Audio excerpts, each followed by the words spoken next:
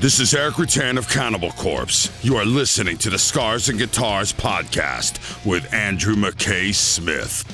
Greetings, everybody. Thanks so much for joining me. I appreciate it. I've got a conversation with the guitarist from a group from Melbourne called Motherslug. His name is Regan Batley, and the catalyst for the chat with Regan is due to the launch of a new album from Motherslug titled Blood Moon Blues. It's out now, and as you'll hear throughout the conversation, I'm rather the fan, it must be said.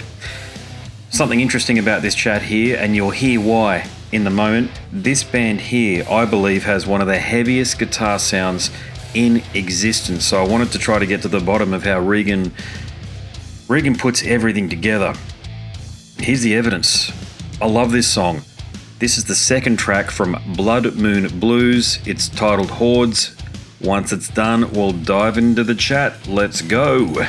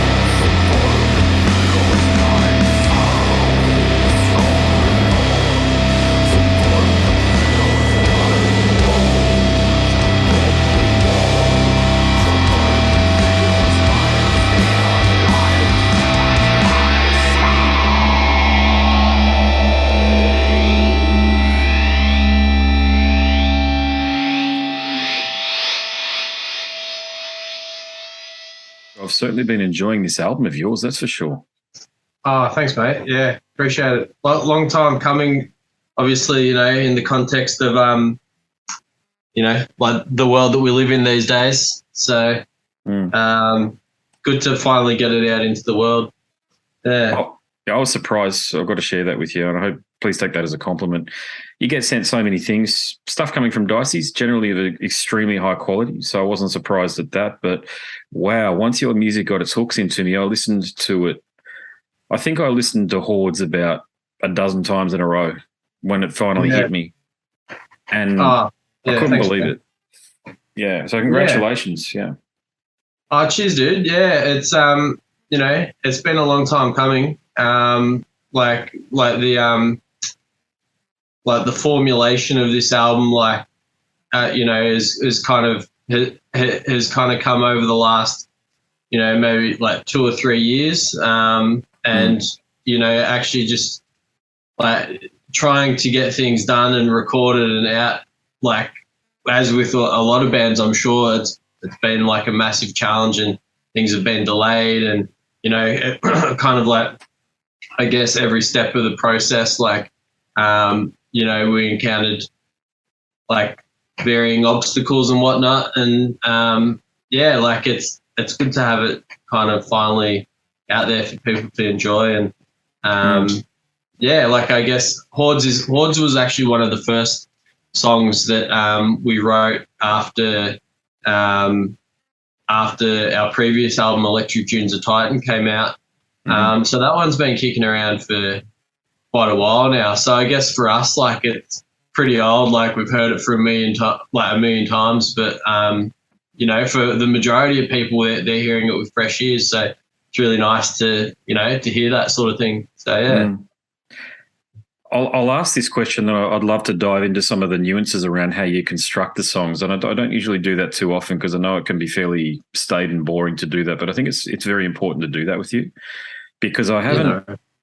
I'll make this point, sorry, and then I'll ask the question. But look, because of course the name of the album is Blood Moon Blues, okay, and I feel like it's an album that is right up there with Dope Smoker, Through Silver and Blood, Dope Throne, and a band that I used to really enjoy, Godhead Silos, Skyward and Triumph. It's got that quality to it. In other words, I think this is an album that could potentially be listened to in 20, 30, 40 years' time, and it's going to have a similar impact, a bit like what Dope Smoker does. Every day someone picks up Dope Smoker and goes, here it is, I found it. People are going to be doing something similar for you there. I know it's a lofty bit of praise, probably pretty heavy praise in some ways, but would you agree or do you accept the comparisons that I've made? Geez, I mean, it's certainly high praise. But it's something that I would struggle to kind of say, like this is as good as Dope Smoker or something or like something like that or Dope Throne, just because they're obviously such iconic albums. And I guess like they have had that 20 or 30 years gestation period, to get to that. But like, I mean, I don't know. I probably wouldn't want to be saying that right now. Maybe ask me again in 30 years and we'll see. But I really appreciate the comment anyway. I mean, we're all just fans of music and like just try and put out the best kind of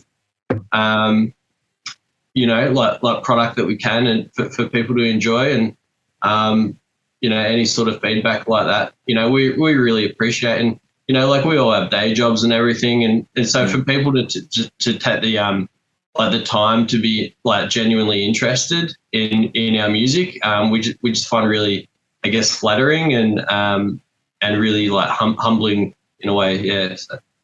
Yeah.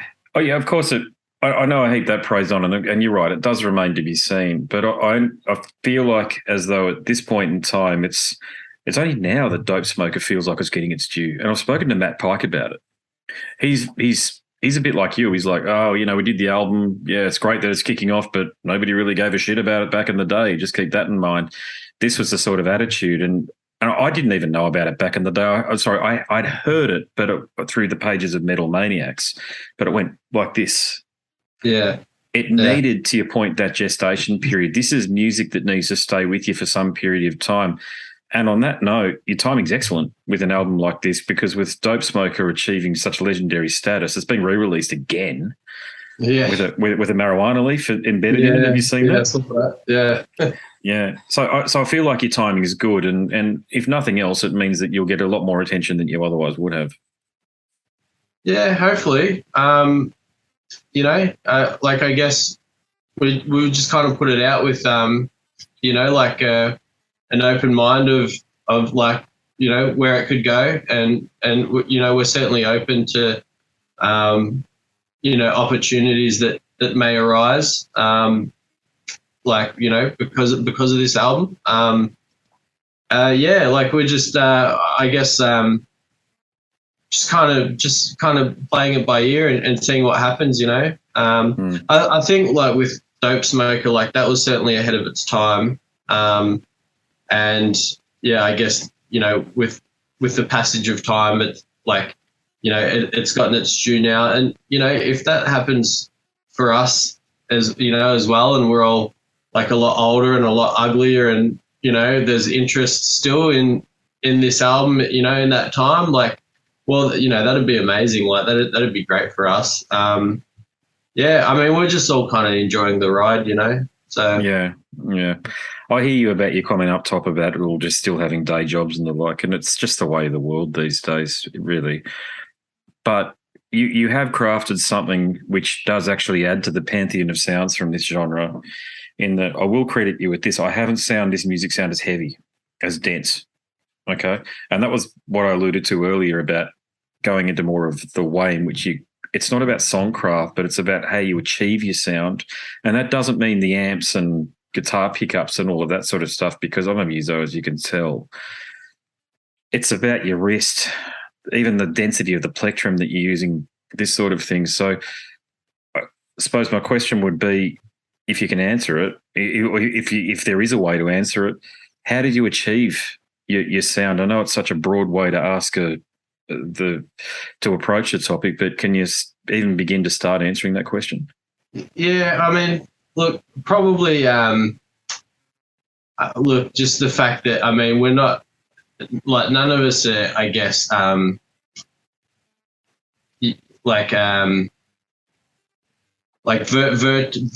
virtuoso musicians, and so we all kind of, I guess, have found our voice on our instruments in a way that is, I guess, maybe somewhat unique to us, and that, I guess our technical shortcomings and that sort of thing have maybe led to like a bit more of an individual sound in a way. I don't know if that's kind of like a bit of a vague answer, but like there's a lot to be said for, I guess, just trying to, like do things in a way that sound right to you, and it creates like maybe a bit of a unique voice on your instrument or something like that.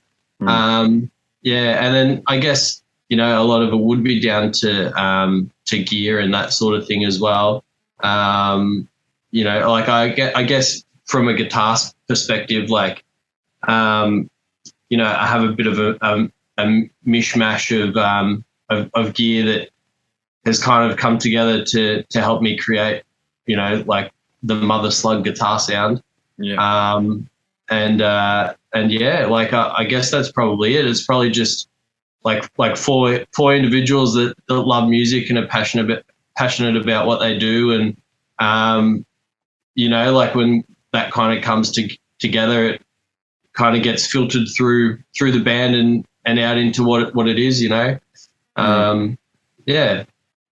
Yeah. Do you write the music and then present it to the band, and then do you workshop it, so to speak, in the rehearsal studio?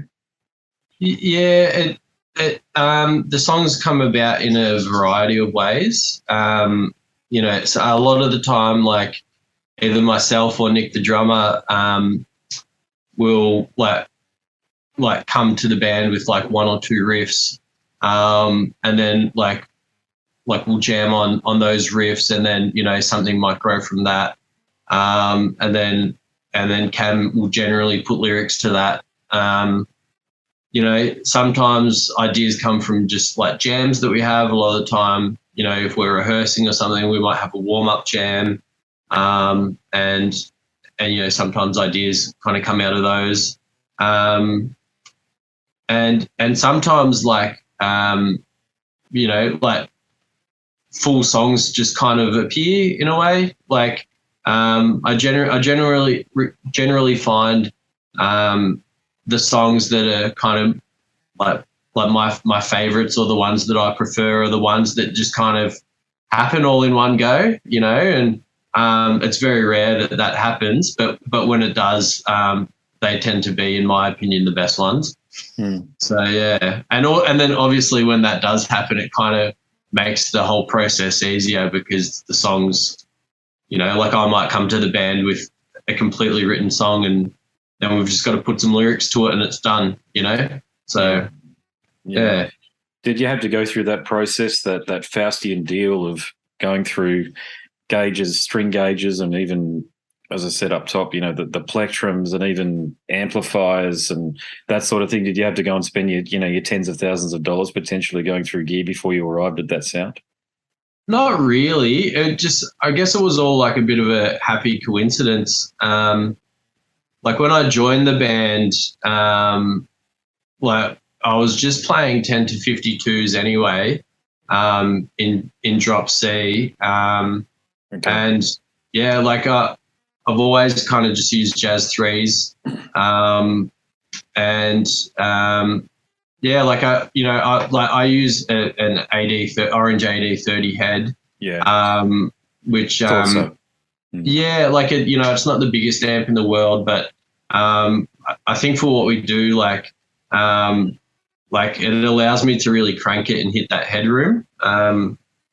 And yeah, and then in terms of pedals, like I've got, like, I guess my main dirt pedal is a Catlin bred supercharged overdrive. And like when I was first taking guitar lessons, my guitar teacher recommended that pedal to me, and like that pedal's just stuck with me ever since. I love the way it sounds. Like it's not like a classic fuzz or distortion. Like it doesn't have like germanium or silicon chips or anything like that. It's got like cascading gain stages, and it just sounds different. So I liked it, Yeah. So yeah, Yeah, I figured you'd be an Orange guy. Yeah, I did watch a YouTube posted live performance, which just I can't wait to see you guys when you come up here, by the way. Yeah. Cheers, I was watching that, but look, as we know, the sound is rarely coming directly from your amplifiers. It's fold back, and there's the PA which is bouncing off the sides of the walls too. So yeah, I don't know. Again, it's a tough question to pose and potentially answer, but do you have a strategy for live performance around that? Like, do you bring your own sound man along to ensure that shit's tight? Not really, to be honest. Like we don't even really sound check. We just kind of get up and do it. Of course. Yeah, like basically, I guess the loose strategy would be, like for the most part, like instruments are just kind of coming from the stage, and then like the mic, like through the PA and stuff. But occasionally, like I'll turn down a little bit and like let the sound guy kind of like run things through the PA to an extent. But for the most part, it's we're just kind of blasting it from the stage. So yeah. Did it take you a long time? We all know what it's like as musicians when you're first starting your live performance. It's bloody daunting at first, but did you get your gig legs, as I call them, fairly quickly? Did you figure things out? Well, I in regards to this band, I had to, because like when I first joined the band, we had a residency that week at a Melbourne venue for 4 weeks. So I was replacing the outgoing guitarist. At that stage, we were a 5-piece with another guitarist,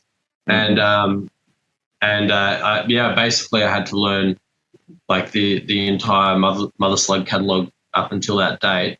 But I mean, these guys had already been a band for like a good 5 years before I joined, so they were pretty across it. I guess it took a little while, but like nothing beats like a live experience. So I think when we made the decision to go down to a 4-piece, that's when I think things really started to gel for us. I guess we haven't really looked back from then. Yeah. Yeah. Did you guys? So you joined? Are you the last member to join? Yeah. I'm Johnny come lately. So yeah. Is it one of those bands that started as the vision of the lead singer and evolved through membership? Nah, actually, I actually think if we had to say that it was anyone's band, I'd say it's Nick, the drummer. So he met another dude who was ended up being the first guitarist. Just met out at a gig, like as you sort of often do, and you see a cool band T-shirt and get chatting and whatnot, and they jammed for a while, and then Nick's partner Sin is actually our bass player. She played bass, and so she got involved from very early on. And then, after a while of jamming, I think they all just kind of said, let's kind of get out of the lounge room, let's get a singer. And that's when Cam came along. So, yeah. So, I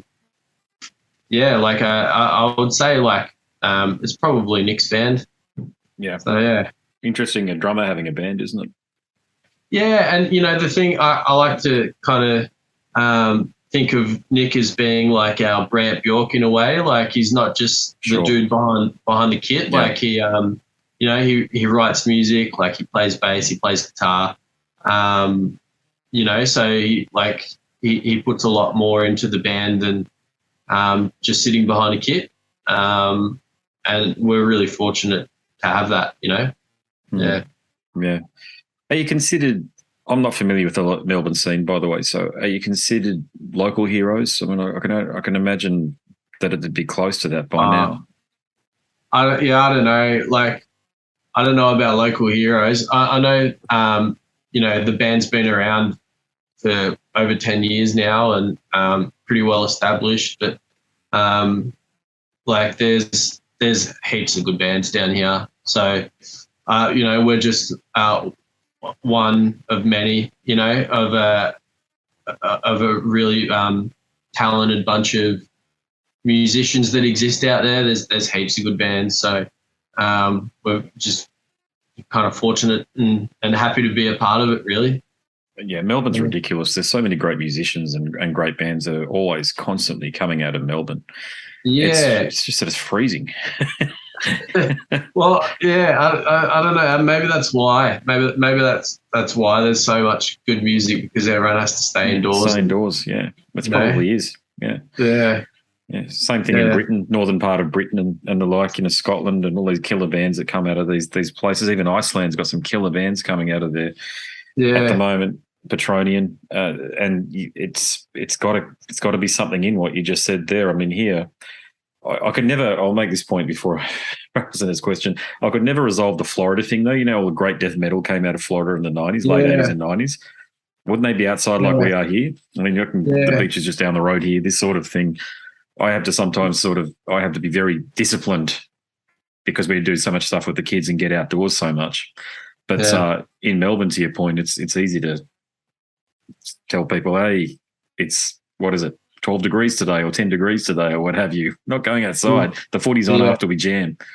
Yeah, exactly. Yeah. It's, you don't feel bad about staying indoors if it's gloomy and raining and, whereas it's like, I guess if the sun's shining and the beach is down the road, well, you're going to get out and go for a swim. So, yeah. Indeed, yeah.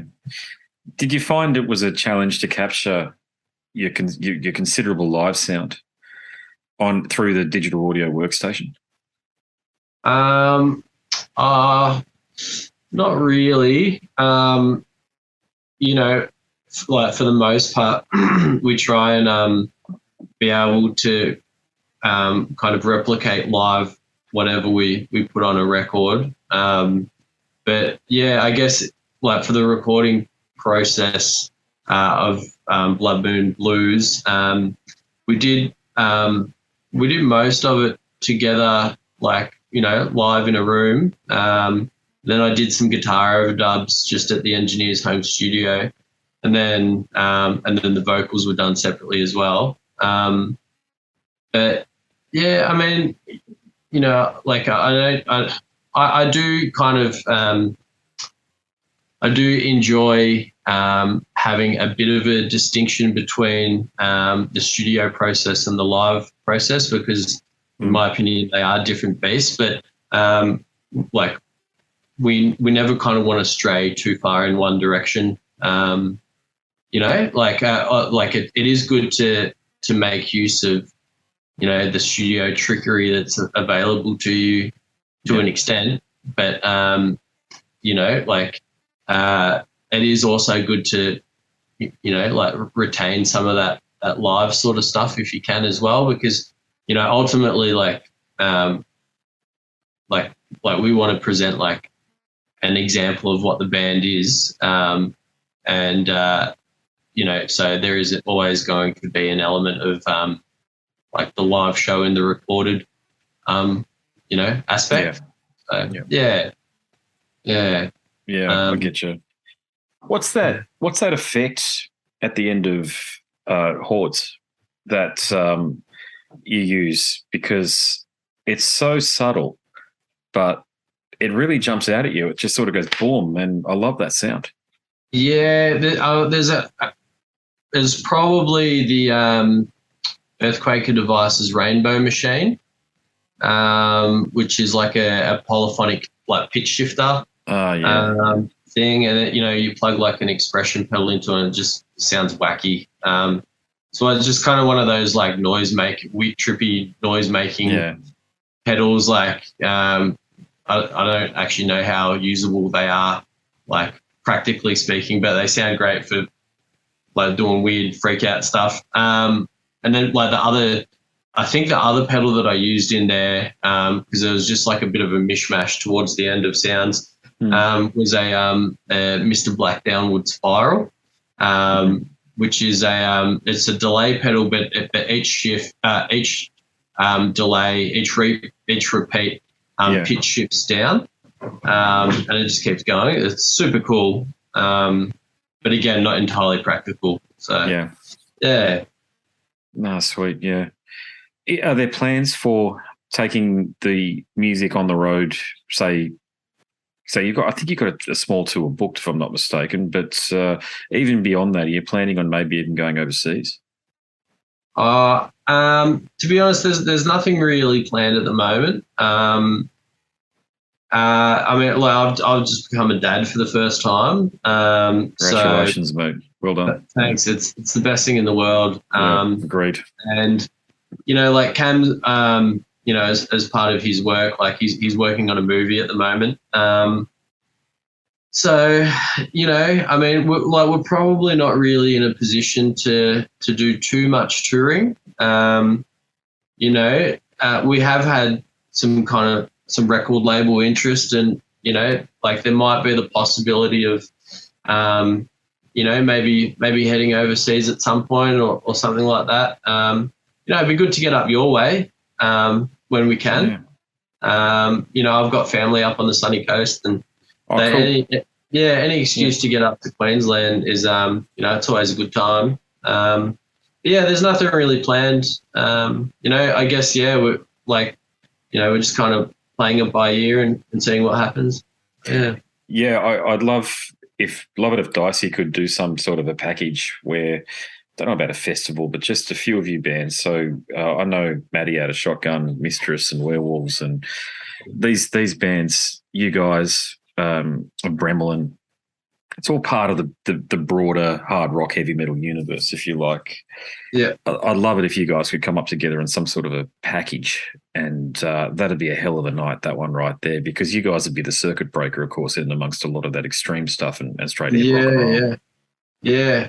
Like, you know, I mean, at some point I'm sure we'll get up there. I think last time we were up there, we played, it was called like Sludge on the Seas or something. It was like a like a party boat that went out in the like in the Brisbane on the river. On the river, yeah, and you know, that was amazing. That was so good. You know, it was like it was pretty tricky.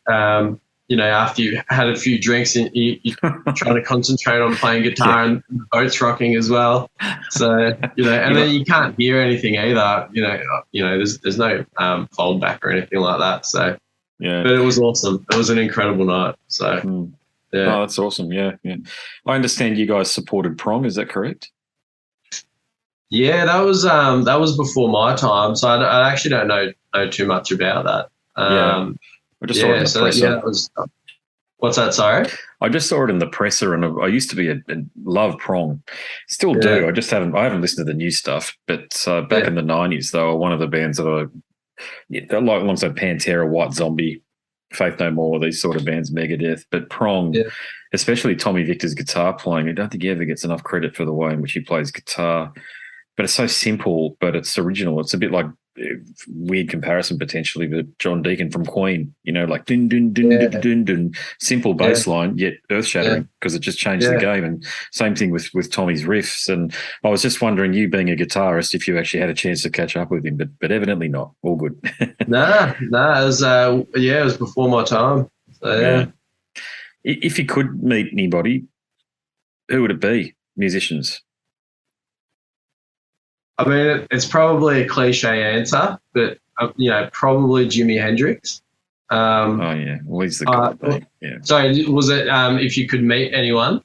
Yeah, but that's okay. It's still a good answer. And as you could meet anybody from any time in history, go for it. Yeah. Yeah. Look, I mean, you know, probably Jimi Hendrix. And you know, I don't know, Jimmy Page, incredible guitarist.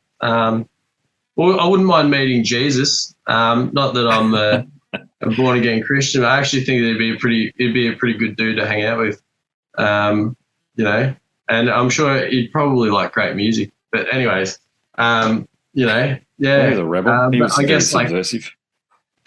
You know, I mean, I guess back in I kind of feel like it's really just probably his followers that give him a bad name these days. But yeah, like probably, you know, I mean, you know, Jimi Hendrix, just for you know, he kind of just changed the game.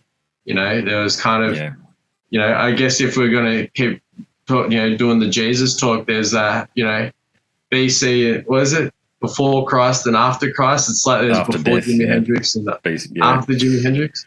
Yeah. So. I agree with you completely wholeheartedly, by the way. I've deep dived on Richie Blackmore's playing now. I'm convinced he's the game changer overall from the perspective that he took a lot of what these guys were doing and he took it. He was around after the Hendrixes and sort of around at the same time, but really after also Page and Tony Iommi. But Richie Blackmore, I'm convinced if he wasn't around, and Michael Schenker too, I must add. Michael Schenker was the guy that joined, that made, he's the guy who inspired the thrash guys, Dave Mustaine and James Hetfield. Without Schenker, you wouldn't have it, but I think Schenker's also inspired by, and I've spoken to Michael a bunch of times about this sort of stuff, and he's inspired by Richie Blackmore too. So, and we all know Richie Blackmore's off with the fairies these days with the music he's creating. Doing his folk stuff with his wife, whatever he's doing. Yeah. Oh, gosh, I don't know what he's doing. Yeah. Yeah. I've heard it. Sorry, but it's, go for it. Sorry. I mean, I guess like Richie, you know, was one of the first ones to have like a metallic edge to his playing. And, you know, like kind of all that, like, you know, he's originator of that like neoclassical kind of stuff as well. And, you know, I don't think there would there probably wouldn't be Yngwie without Richie. So Oh, definitely not. No way. Yeah. I think Yngwie's convinced if there was no Yngwie, there'd be no Yngwie. If you know what I'm saying, he influences himself. You know, he's I was just talking about him yesterday. He's an odd guy. Odd cat. He's one of the few around, because I love those first 3 albums, but he's one of the few that I probably wouldn't interview, probably wouldn't talk to, because you don't want to meet. You're certain heroes you don't want to meet.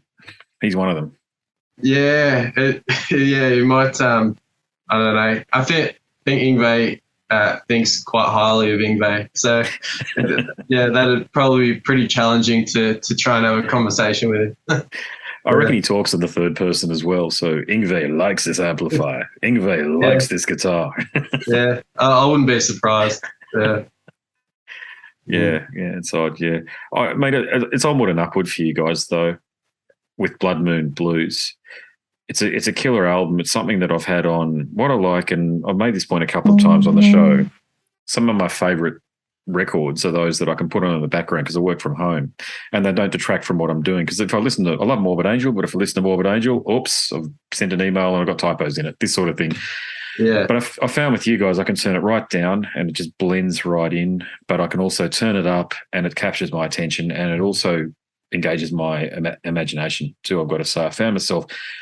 I'll go back to Hordes again because it had that impact. But I was air guitaring along. It's been so long since I've done something like that. Awesome, man. Yeah. Well, I guess I guess one of the things with this album is that there's a bit of light and shade on there. I mean, there's some acoustic guitars on there, which I don't know, 5 or 6 years ago would have almost been unthinkable in Motherslug land, But I think there's probably a bit of light and shade, which kind of speaks to your point about being able to put it on in the background and have it blend in like that. And I guess this album is just like a natural evolution of the last album, and that's kind of where it's led us to at the moment with that light and shade, and who knows with the next one. So how does the Ballad of Jock Brown go down live if you've played it? How do people react? Yeah, it's great. Yeah, we played it last Saturday night. So that is one, just to your question earlier about the studio process and the live experience. So that one is one that's quite different. There are quite a few guitars on that on the album, and there's some acoustic guitar in there. And basically, I just try and do a bit of an amalgamation of what you hear on the record, just on the one guitar, and basically we just kind of treat it like as a different experience. It's still the same song, but the clean guitar parts especially are different. And personally, if I'm going to see a show, I like seeing a variation of the album, and that's definitely one of those songs where it's kind of out of necessity we have to do that. But once it gets heavy, and we we kind of go into that heavy riff, then it's pretty much just like how it is on the album. So yeah. You're on a very similar track to what Matt Pike is on these days, because he's got a solo album out, if you've heard it, Pike versus the Automatron. I haven't actually heard it, no. But yeah, I've been meaning to. Yeah, it's good. It's real good, actually. It's like this, the Ballad of Jock Brown. There's a lot of tunes on there like that. He's branching out. You can feel it's not the High on Fire thing. He's putting it. I mean, they're a Grammy Award-winning band, so of course they're going to keep going and doing their thing. But Matt Pike is just such a creative individual that he started to do stuff which sounds like what you guys are doing a bit. Yeah, well, hey, I mean, happy with that sort of company. The dude's a legend. So yeah. Yeah, I laboured the point, I think, on a podcast episode with the guitarist of In Flames, but he's such a good bloke too. The thing about Matt, he's a genuinely good fella. I love that when you talk to people and hey, stop the recording. I want to tell you something, and you just go. You just go there and he trusts you. He trusts that you're not going to be a tool and release stuff out there he doesn't want out there. It's happened a bunch of times with people, but I just remember that happened with Matt, and he's just a genuine bloke. And I love it when, you love their music, but then you love the person too. You can meet the person too. Yeah. Yeah, no, he does. I've never met the guy, but he comes across as just like, genuine sort of bloke. Lovely dude. Yeah, one of the nicest guys I've ever met is Isaiah Mitchell from Earthless. Yeah, he, he's a guitar god in my eyes. Like he's one of the best guitarists in the world today, and just an absolutely lovely bloke. Really humble, and I guess when you get to a certain level of, success or notoriety or fame or whatever it is, I guess you kind of got nothing to prove, so you don't need to be an arrogant douchebag. Yeah, it does work a lot like that, I find, with rock and heavy metal. Once you've managed to make a living out of it and you're there, all of those guys, the only exception to that is probably Rex from Pantera, who's a bit of a grumpy old bastard, but whatever, that happens. He's a former alcoholic. He still is an alcoholic. You never really recover. Poor bastard on that respect. But he's just, I think he needs this Pantera reunion. If it doesn't, because his relevance is as the basis for Pantera. He tried that solo album and it didn't connect with people. Yeah. And he was quite rude during interviews too. I just find it unnecessary, mate. I mean, if you got people like me, only fans do this, by the way. It's not like you get paid to do this or what have you. I'm not saying we should, because it's a massive enjoyment factor. Personally, enormously fulfilling. But if you're speaking to people whose music you supported and bought the concert tickets and the T-shirt and all the rest of it, and they're dicks to you, it can ruin the experience a bit. And I didn't do that for me, I've got to say, but it might do that for other people. And I think those guys, that's one example out of, God, how many interviews have I done with these legends of what it is that we appreciate, and he's one of the only ones that I'd say I probably wouldn't talk to again that I've already spoken to, But and just on Earthless too, I love Mario's drumming, Mario Rubalcaba. No, he's great, isn't he? Keith Moon. Yeah. It's like he's a machine. Yeah, he's in Rocket from the Crypt as well. Did you know that? Yeah. So he's in Rocket from the Crypt and Off as well. Okay. So which like a punk band, and he was pro skater before being a pro musician. So he's a pretty talented guy. Yeah. Indeed. Yeah. Well, look, I'll wrap things up, but before I let you go, can you tell people? Can you direct them to where they can support you? I like to tell people, hey, support the band if you like them by buying merch or a CD or a record, this sort of thing. Yeah, well, it's available on Bandcamp. It's available as a digital download on Bandcamp. I believe that we have pre-orders up for vinyl. We just got the test pressings for the vinyl last week, and it's all sounding pretty good. So we'll have those at some point in the near future. Listen to us on Spotify, YouTube, dark web, I don't know, wherever. So, wherever good music is found, the dark web. Yeah, exactly. So, whilst you're ordering your methamphetamine, why don't you dive into the band? Yeah, that's right. Yeah. So, but it's available to download on Bandcamp, and it's on Spotify and all those sort of places. So cool. Yeah. Well, thanks very much for the chat, and look, just congratulations on this unbelievable album that you've carved here. I truly hope that it does reach the audience that you deserve, that people don't just sort of listen to it a couple of times and move on. I think it's a far deeper album than that. It's richer than that, and it deserves to be listened to. And I'll do my bit here when we release this and put it on, the episode up on the show and on the website and all the rest of it. But I hope people get behind you with this one here because it deserves it. Oh, well, I really appreciate it. Like I said, we're all just a bunch of people that have have day jobs, and we're just passionate about music. So